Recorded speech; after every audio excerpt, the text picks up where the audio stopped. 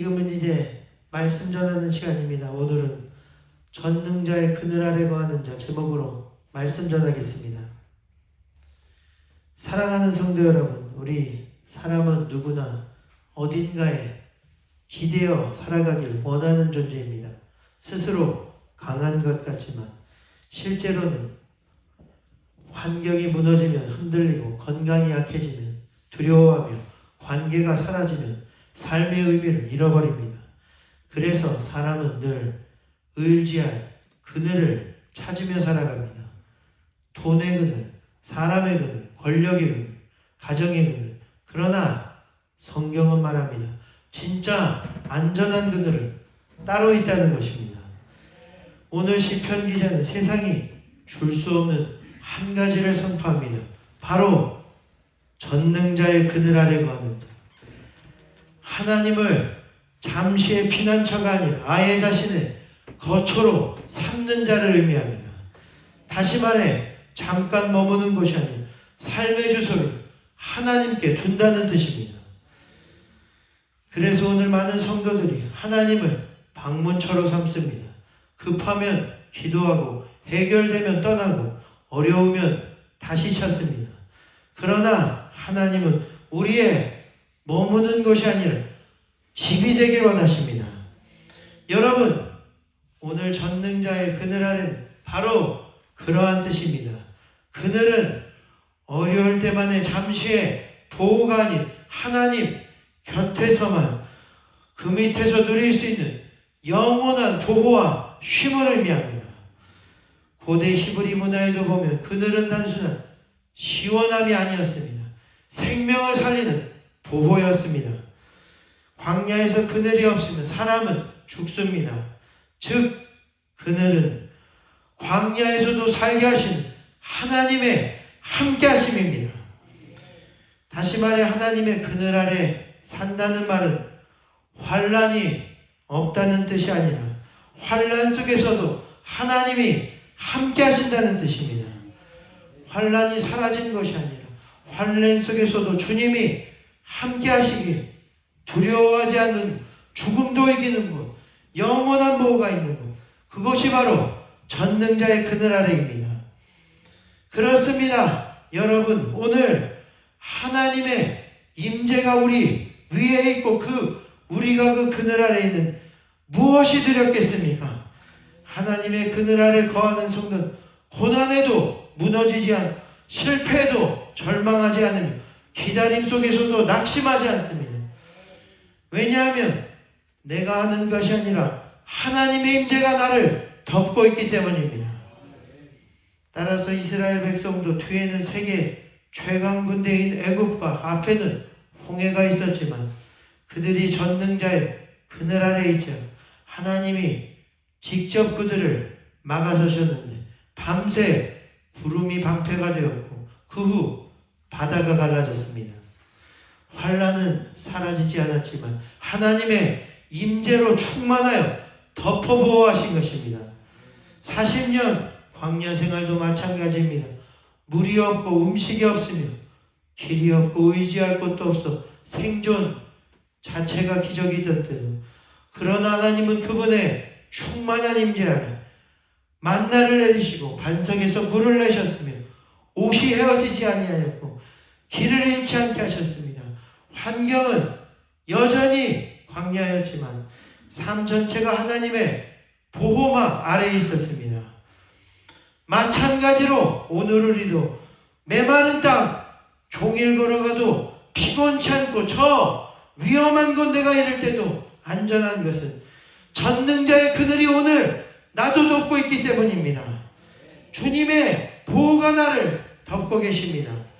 그늘이 날개가 구름이 방패가 전능자의 손이 나를 덮고 원수의 공격을 막으며 환난을 통과하게 하시는 것입니다.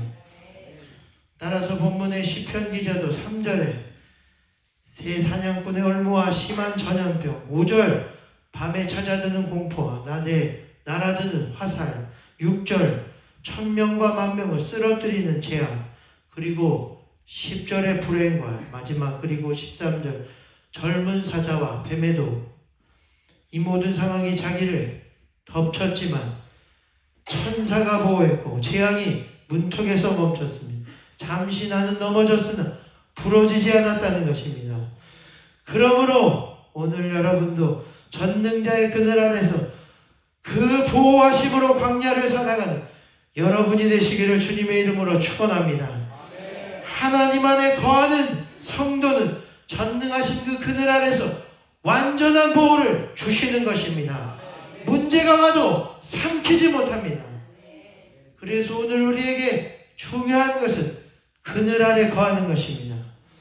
그리고 이 주님의 그늘 아래 거하는 사람이 본문 1절에 나와 있습니다.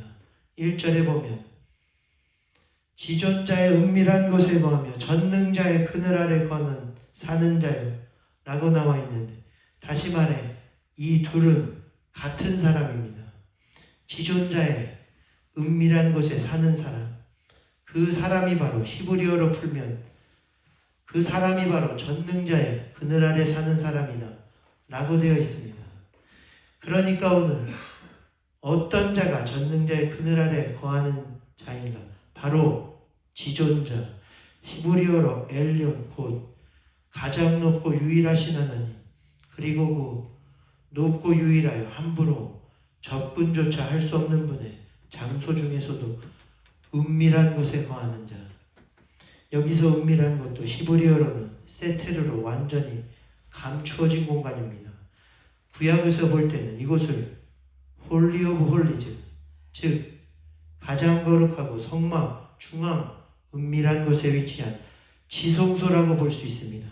그곳에서 1년에 단 한 번 대제사장이 하나님께 이스라엘의 죄를 속죄하는 일을 행하였는데, 다시 말해 그곳은 하나님의 백성과 하나님의 가장 은밀한 관계와 교제의 자리였습니다. 그 엘yon 지존자의 은밀한 곳 세테르에서, 그러니까 세상과 다른 사람의 생각과 말은 들리지 않고 오직 하나님과 나만의 은밀한 교제의 자리, 하나님이 내게 사랑하는 음성으로 비밀히 말씀하시는 자리, 깨닫게 하시는 자리, 위로하시고 회복하시는 자리, 임재가 충만한 자리, 그곳에서 하나님과 깊은 교제를 나누는 자는 저절로 올마이리가 전능자의 그늘 아래 거하게 될 것이라는 것입니다. 그러므로 이제부터 우리도 구해야 하는 것은 주님의 보호가 아닙니다. 임재입니다. 능력이 아닙니다. 하나님을 구해야 합니다. 그런 관점에서 오늘 본문을 공동번역으로 번역한 걸로 다시 함께 보겠습니다. 우리 지금은 함께 읽겠습니다. 지존자는 지존하신 분의 거처에 몸을 숨기고 전능하신 분의 그늘 아래 머무는 사람아, 여호와께서 내 피난처시요 내 요새시며 내가 의지하는 너의 하나님이라고 말하여라. 그분이 너를 사냥하는 자의 덫과 죽을 병에서 건져주시오. 당신의 날개로 덮어주시고 그 기단에 숨겨주시리라. 그의 진실하심이 너의 갑옷이 되고 방패가 되신다. 밤에 덮치는 손, 무서운 손, 낮에 날아드는 화살을 두려워 마라. 밤중에 퍼지는 연병도, 한밤에 쏘다니는 재앙도 두려워 마라. 내 왼쪽에서 1000명이 쓰러지고 내 오른쪽에서 10,000명이 쓰러져도 너는 조금도 다치지 아니하리라. 오직 눈을 뜨고 보기만 하여라. 악인의 죄값을 내가 보리라. 여호와를 너의 피난처라 하고 지극히 높으신 분을 너의 요새로 삼았으니 어떤 불행도 너를 덮치지 못하리라. 어떤 재앙도 내 집을 가까이 못하리라. 주께서 너를 두고 천사들을 명하여 너 가는 길마다 지키게 하셨으니 행여 너 돌부리에 발을 다칠세라. 천사들이 손으로 너를 떠받고 가리라. 내가 사자와 독사위를 짓밟다니며 사자 새끼와 큰 뱀을 짓이기리라. 나에게 부르짖는 자를 내가 건져주며 나의 이름을 아는 자를 내가 눕혀주리라. 나를 부르는 자에게 대답해주고 환난 중에 그와 함께 있으리니 나는 그를 건져주고 눕혀주리라. 그로 하여금 마음껏 오래 살게 하고 나의 구원을 그에게 보여주리라. 아멘. 오늘 본문에도 시편 기자는 처음부터 끝까지 하나님만을 구하고 있습니다. 하나님이 내 피난처시여 요새시며 내가 의지하는 너의 하나님이라 말하고 그 하나님을 너의 피난처라 하고 지극히 높으신 분은 너의 요새로 삼았으니 어떤 불행도 너를 덮치지 못하고 어떤 재앙도 내 집을 가까이 못하리라 는 것입니다. 다시 말해 오늘 전능자의 그늘 아래서는 신앙의 핵심은 하나님을 구하고 가까이하며 떠나지 않는 것입니다. 구체적으로는 매일 하나님과 단둘이 있는 시간을 가지는 것입니다. 하루의 계획보다 먼저 하나님이 오늘 어떤 것을 원하시는 것인지 묵상하는 것입니다. 성경을 읽고 또 읽은 말씀 중 한 구절이라도 붙잡고 하나님과 대화하는 것입니다. 문제가 생겼을 때 사람에게 알리기 전에 무릎 꿇고 먼저 하나님께 기도하는 것입니다. 어떤 일을 결정할 때 이것이 나에게 유리한가라는 생각보다 이 선택이 하나님과 더 가까워지는 길인가 묻는 것입니다. 이 모든 하나님을 구하는 일들이 우리를 전능자의 그늘 아래 거하게 할 것입니다. 그곳에서 영원한 보호하심을 얻게 될 것입니다. 중요한 것은 그래서 그렇게 주님의 그늘 아래 거하는 자는 그곳에서 회복을 경험하게 됩니다. 사막에서 그늘이 없으면 탈진하지만 그늘이 있으면 다시 걸을 힘이 생기는 것과 같은 이치입니다. 여전히 광야는 끝없지만 계속하여 그의 그늘 아래 있으므로 메마른 땅도 지치지 않고 걸어가 힘과 회복을 얻는 것입니다. 마지막 이야기하고 마칩니다. 유명한 설교가 찰스 스펄전은 한때 큰 절망과 탈진을 경험했습니다. 왜냐하면 그가 목회한 19세기 영국 런던에서 콜레라가 대유행했기 때문입니다. 당시 무서운 전염병은 단 며칠 만에도 수백 명의 목숨을 앗아갔습니다. 어떤 가정은 하루 만에 가족 전체가 죽는 일도 있었습니다.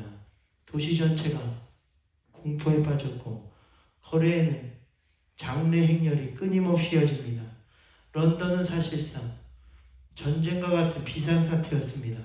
그리고 이때 스펄전도 교인들이 연이어 병들고 죽으면서 거의 매일같이 장례식을 집례해야 했는데 그는 이 시기를 이렇게 회고합니다. 나는 끊임없는 장례와 슬픔 속에서 심신이 쇠약해졌다는 것입니다. 그는 점차 지쳐가고 이제는 자신도 병에 걸릴 것 같은 그런 두려움마저 느끼기 시작합니다. 결국 두렵고 탈진하여 신방도 목회도 거의 중단되었습니다. 그런데 어느 날 우연처럼 본 한 장의 종이에 적힌 글이 그의 지친 육체와 영혼을 회복시키는 일이 일어납니다. 그 글은 그날도 장례를 마치고 도보로드를 지나가는 길 그곳에 위치한 한 구두수선돈 창문에 붙은 종이에 적혀있던 글이었는데 바로 이 말씀입니다. 내가 말하기를 여호와는 나의 피난처라 하고 지존자를 너의 거처로 삼았으므로 화가 내게 미치지 못하며 재앙이 내 장막에 가까이 오지 못하리니 라는 오늘 본문 9절 10절의 말씀이었습니다. 그리고 그 말씀을 읽는 순간 그는 큰 충격과 함께 한 가지 사실을 깨닫게 됩니다.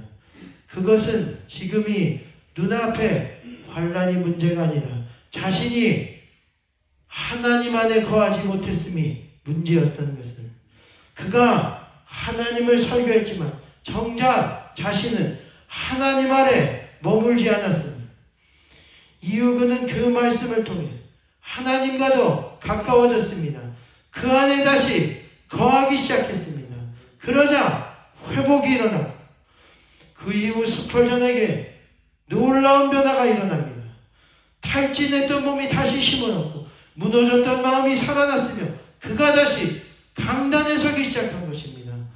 그리고 그 재앙의 한가운데서 더 깊은 위로의 설교가 흘러나왔고 더 많은 영혼들이 하나님께로 돌아왔으며 교회는 오히려 더 단단해졌습니다.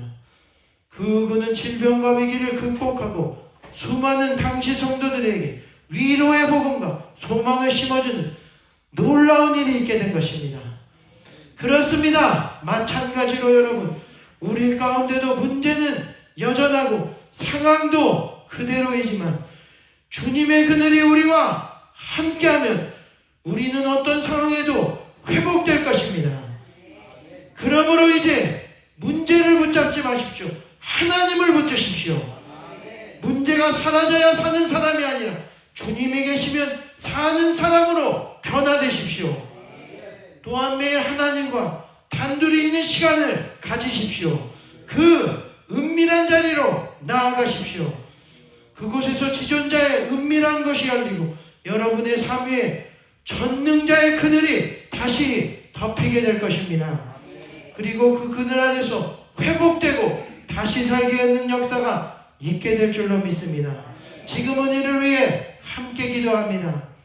지금은 오 놀라운 구세주 다시 한번 부르시는 기도하실 텐데 이렇게 기도하길 원합니다. 주여 나를 덮어주옵소서.